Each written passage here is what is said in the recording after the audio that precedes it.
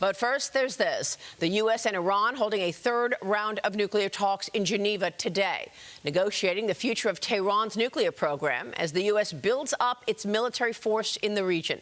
President Trump warning bad things, quote unquote, could happen if Tehran does not agree to a deal, maintaining he prefers a diplomatic solution, something he told me back in Davos and has been saying repeatedly. Iran's foreign minister, meanwhile, says an agreement is, quote, within reach. Meanwhile, NATO shifting air surveillance toward Iran, reflecting growing concerns over a potential U.S.-led military campaign. Joining me now, live from Brussels, is U.S. Ambassador to NATO, Matthew Whitaker. Ambassador, always a pleasure. Thanks very much for being here. It feels like things are spiking, the tensions rising. Are we going to see strikes on Iran?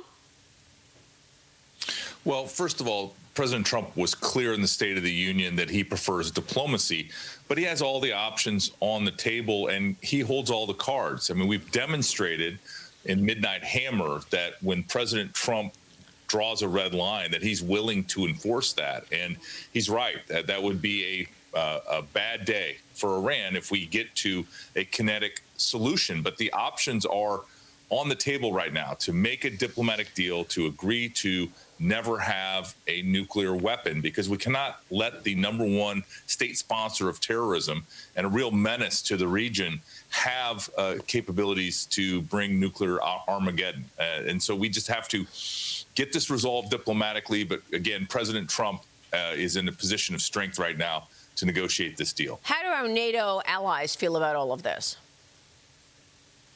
Well, we're allies, which means that we support each other. And in this case, you know, all of our allies are willing to support the United States of America and to do what's necessary. Yeah. You know, some more loudly than others.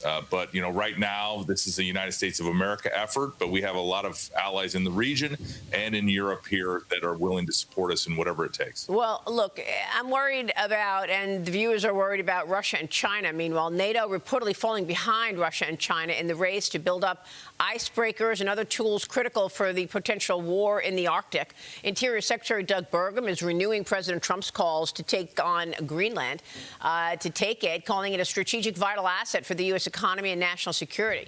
The Secretary, of course, will join me at 8 a.m. Eastern, and he's going to talk more about that this morning. But where are the NATO allies at this point? Is this off the table, or is this still a consideration for the United States to use Greenland as a critical security spot? I know the president has discussed wanting to build part of his Golden Dome on Greenland. Yeah, obviously, Greenland is a critical part of North American security.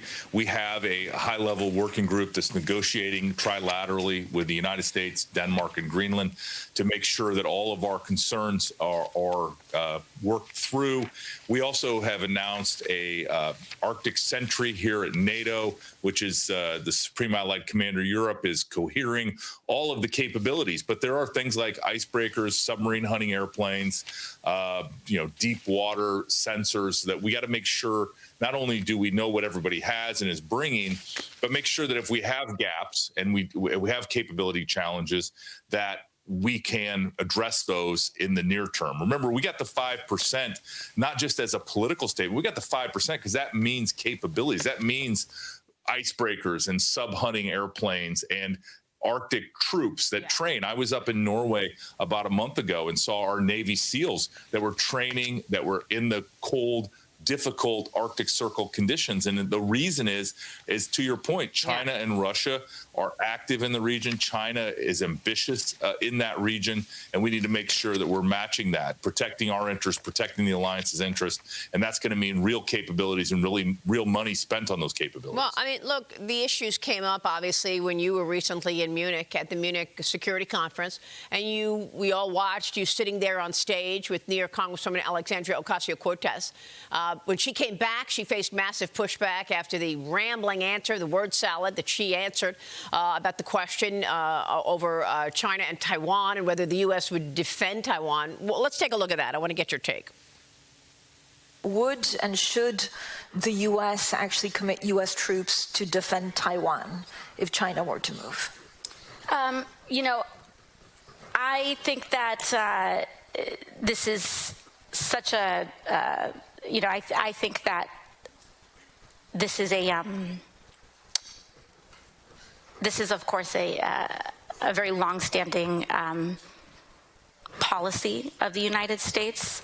And I think what we are hoping for is that we want to make sure that we never get to that point.